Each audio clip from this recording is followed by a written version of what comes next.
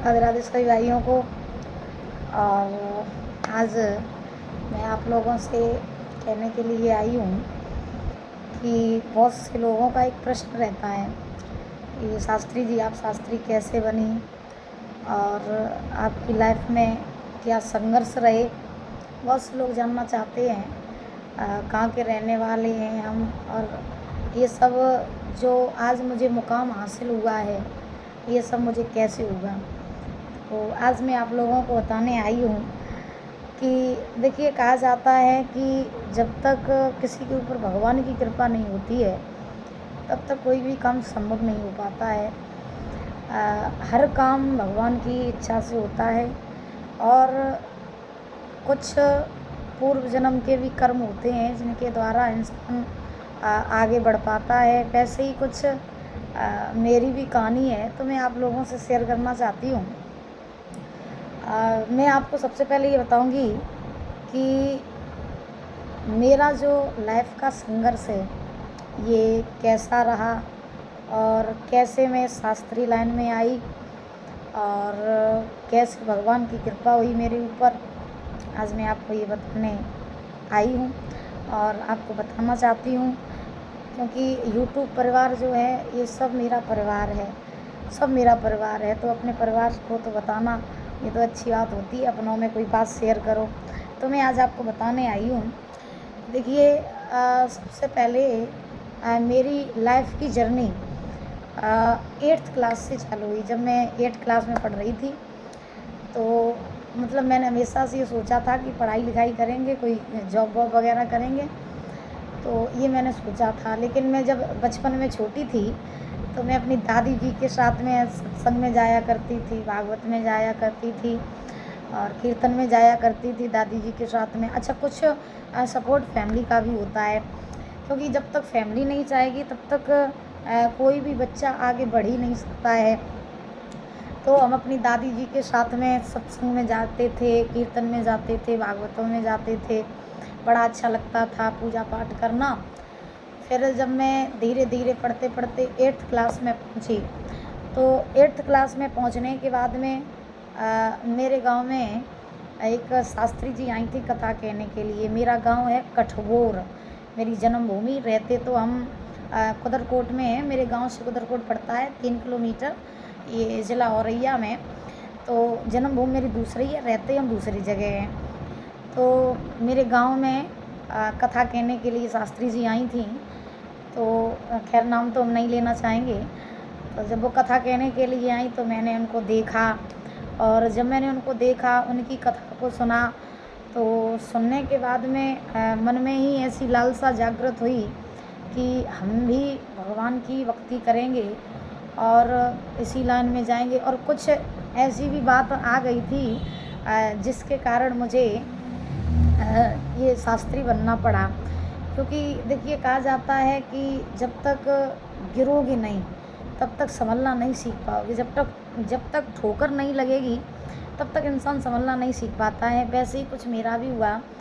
और कहा जाता है कि कभी कभी किसी की बात ना इतनी दिल को छू जाती है, दिमाग में बैठ जाती है कि फिर ऐसा लगता है कि अगर किसी ने हमसे कुछ कह दिया तो हम इस बात को कुछ भी हो जाए पूरा करके ही दिखाएंगे। ऐसा ही कुछ हुआ था।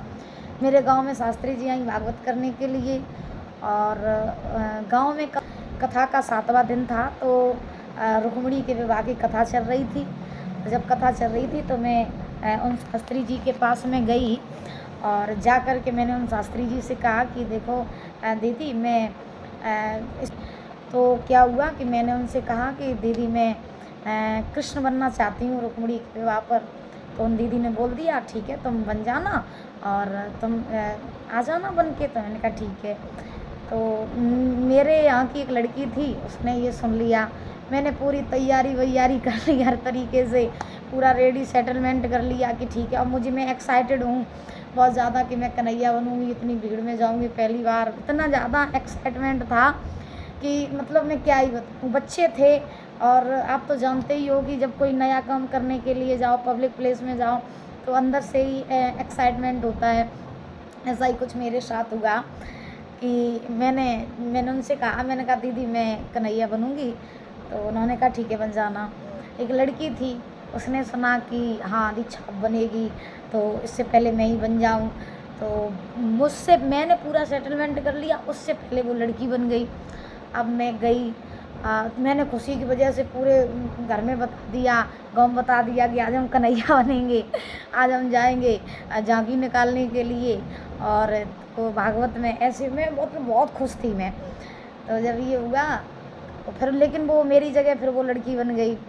जब वो लड़की बनी तो मैं आपको क्या ही बताऊं कि जब वो लड़की बन के आ गई, मैंने देखा अरे बनने वाली तो मैं थी और बन कोई और गया। मैंने कहा चलो कोई बात नहीं। फिर उसके बाद में मुझे थोड़ा सा बुरा लगा, मेरे मतलब मन में भी मेरी दादी को तो बहुत बुरा लगा, क्योंकि मेरी सबसे ज़्यादा देखो सपोर्ट माँ बाप का भी होता है, लेकिन लाइफ में ना जब तक बुज़ुर्गों का साथ नहीं होगा, जब तक बड़ों का साथ नहीं होगा, तब तक इंसान कभी पक्का नहीं बन सकता है। क्योंकि बुज़ुर्गों के साथ से ही ज़िंदगी की सीख मिलती है, बड़ों के ही साथ रहने से ज़िंदगी कैसे जीनी चाहिए, बड़ों से ही हमें सारी सीख मिलती है ज़िंदगी जीने की। तो दादी, मैं घर में सबकी लाडली हूँ, सबसे ज़्यादा पापा की, मम्मी की, मतलब पूरे परिवार की ही लाडली हूँ। तो दादी को बुरा लगा, फैमिली में भी बुरा लगा कि देखो क्या होने वाला था, और मतलब कोई बनने वाला था, कोई बन गया। तो फिर वो लड़की बन गई, लेकिन मैंने कोई भी कुछ नहीं कहा उससे। मैंने कहा चल ठीक है बन गई तो बन जा। और उसके बाद में क्या हुआ कि मैंने भी फिर वहीं पर ये कसम खाई कि अब तो ज़िंदगी में कुछ भी हो जाए, अब तो एक ही ड्रीम है कि भगवान की भक्ति में ही लीन होना है। क्योंकि देखिए कहा जाता है कि दुश्मन को कभी दुश्मन नहीं समझना चाहिए। दुश्मन को, अगर आपके साथ में कोई बुरा कर रहा है तो आप उसके साथ में बुरा मत करो, क्योंकि परमात्मा आपको पता नहीं कहाँ से कहाँ पहुँचा दे। क्योंकि देखिए आपने देखा हो कि ध्रुव जी महाराज को अगर सुरुचि तमाचा न मारती तो ध्रुव जी महाराज को कभी भगवान की प्राप्ति नहीं होती। इसीलिए कहा जाता है कि जो भी संसार में काम होता है वो अच्छे के लिए होता है। अगर आज वो लड़की मुझे कन्हैया बनने देती या फिर मैं भागवत में चली जाती तो शायद है कि आज मैं आप लोगों के बीच में नहीं होती, आप लोग मुझे नहीं जानते, आप लोगों का इतना प्रेम मुझे नहीं मिलता, और आप लोगों को मैं कैसे जानती। तो कुछ ना कुछ काम कहीं ना कहीं अगर कुछ होता है ना तो वो अच्छे के लिए ही होता है। तो मैं मतलब यही कहना चाहती हूँ कि देखिए अगर ध्रुव जी महाराज को भगवान की प्राप्ति हुई थी तो वो सिर्फ और सिर्फ सुरुचि के कारण हुई थी। अगर सुरुचि तमाचा ना मारती तो ध्रुव जी को भगवान जी ना मिलते। वैसे ही अगर वो लड़की उसने अगर मुझे कन्हैया नहीं बनने दिया तो कोई बात नहीं, अगर मैं उस दिन बन जाती तो मैं आप लोगों के बीच में कैसे आती। चलो ये तो रही पहली बात कि मैं ऐसे मतलब मुझे लगा कि अब तो कुछ भी हो जाए, अब तो मुझे शास्त्री बनना ही है, अब तो मुझे भागवत सीखनी है। तो मतलब ऐसे मैं इस लाइन में धीरे धीरे करके आने लगी। फिर मेरे गांव में मेरे एक दादाजी हैं, वो कथावाचक हैं, वो भी कथा कहते हैं। तो वो मतलब पहले से कथा कहते थे। मैंने उनसे कहा, मैंने कहा मुझे भी सिखा दो दादाजी। तो उन्होंने कहा ठीक है मैं तुमको सिखाऊंगा। तो मतलब फैमिली ने मना किया कि इसमें मत जाओ, कैसे तुम्हारे साथ रहेंगे और कैसे तुम आगे बढ़ोगी। होता है ना जब बच्चा आगे आगे बढ़ता है तो सबको फैमिली में ख़ास तौर पर डर बैठा रहता है कि बच्चा हमारा है तो पता नहीं कर पाएगा या नहीं कर पाएगा, या कहीं हार ना जाए, पता नहीं आगे बढ़ पाएगा या नहीं। तो सबसे ज़्यादा कहीं ना कहीं डर फैमिली को लगा रहता है। लेकिन ना फैमिली ने मना किया, नहीं मत सीखो, कौन साथ रहेगा, क्या करोगे, कैसे होगा एडजस्ट। तो मैंने कहा ठीक है कोई बात नहीं। लेकिन मैं क्या करती थी, मैं दोपहर में निकल जाती थी गांव और साइकिल से जाती थी गांव में। और जाने के बाद में दादाजी को ढूंढ के, जो कथावाचक दादाजी हैं हमारे सरजूदास बाबा जी, तो दादाजी को ढूंढ के पूरी दोपहरी मैं, एक बगिया थी हमारी, उसी में बैठ कर के हारमोनियम बजाती थी, उन दादाजी से सीखती थी। और सीखने के बाद में 2-3 दिन हुए, फिर मुझे धीरे धीरे धीरे धीरे करके हारमोनियम आने लगी। और भी मेरे साथ की गांव की लड़कियां थी, वो भी जाने लगी मेरे साथ में। तो फिर उसके बाद में गांव वाले सब मेरी हंसी उड़ाते थे। सब लोग मतलब मजाक बनाते थे कि अब वो शास्त्री बनने के लिए जा रही है, पता नहीं क्या होगा, वो कुछ नहीं कर पाएगी। और सब लोग मतलब हंसी उड़ाते थे। मैं कुछ भी सीखने के लिए कहीं भी जाऊँ तो सब लोग ऐसे कहते थे, तुम नहीं सीख पाओगी, क्या करोगी सीख के, ये है वो है, ऐसा होगा वैसा होगा। अच्छा, एक चीज़ आपने देखी है, मैं आप लोगों से ये मतलब एक चीज़ हमेशा कहूँगी, अगर लड़का कोई काम करे ना तो उसको टोकने वाला कोई नहीं होता है, और जब लड़की किसी काम के लिए आगे बढ़ती है ना तो उसको गिराने वाले हज़ार होते हैं, लेकिन जब वो आगे बढ़ जाती है ना तो फिर वही लोग कहते हैं देखो उसकी किस्मत कितनी अच्छी थी, वो कहाँ से कहाँ पहुँच गई। लेकिन जब उसने किसी फील्ड में पैर रखा तो रखने के बाद में सभी उसको, लड़की को पैर पकड़ के गिराने की कोशिश करते हैं। एक चीज़ मुझे हमेशा बुरी लगती है कि जब कोई भी लड़की किसी अच्छे काम के लिए आगे बढ़ जाती है तो लोग हमेशा उससे यही कहते हैं ये ऐसा करेगी तो फिर पैसा हो जाएगा, बाहर जाएगी, पब्लिक प्लेस में रहेगी, पता नहीं क्या क्या करेगी, कहाँ रहेगी, कैसे मतलब करेगी, तो सबको सब ऐसे कहते हैं। लेकिन जब आगे बढ़ जाती है तो फिर किस्मत से कहते हैं कि देखो कितना अच्छा भाग्य था, वो कहाँ से कहाँ पहुँच गई। तो कुछ लोगों की सोच ना होती है, वो लड़कियों को इसी सोच के लिए ना दबा करके रखते हैं। लेकिन मैं आप लोगों से कहना चाहूँगी कि देखिए, लड़की जो होती है वो संसार में हर काम कर सकती है, कोई ऐसा काम नहीं है जो दुनिया में लड़की न कर पाए।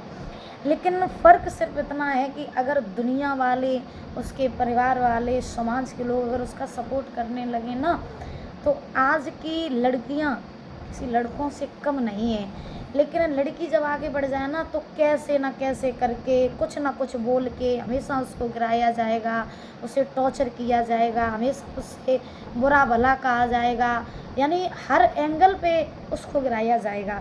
हमेशा ये होता है, मैंने देखा है। लड़का अगर आगे बढ़ता है तो कोई ये नहीं कहता है कि ये ऐसे जाएगा, ये करेगा, वो करेगा, कभी नहीं कहता। लेकिन जब लड़की आगे बढ़ती है ना तो लोग हमेशा ये कहते हैं पता नहीं क्या होगा, क्या करेगी, कहीं किसी के साथ चली ना जाए, कहीं किसी के साथ कुछ हो ना जाए। तो हमेशा ऐसे कहते रहते हैं। हमेशा हर चीज़ से लड़की को टॉर्चर किया जाता है, हर चीज़ से।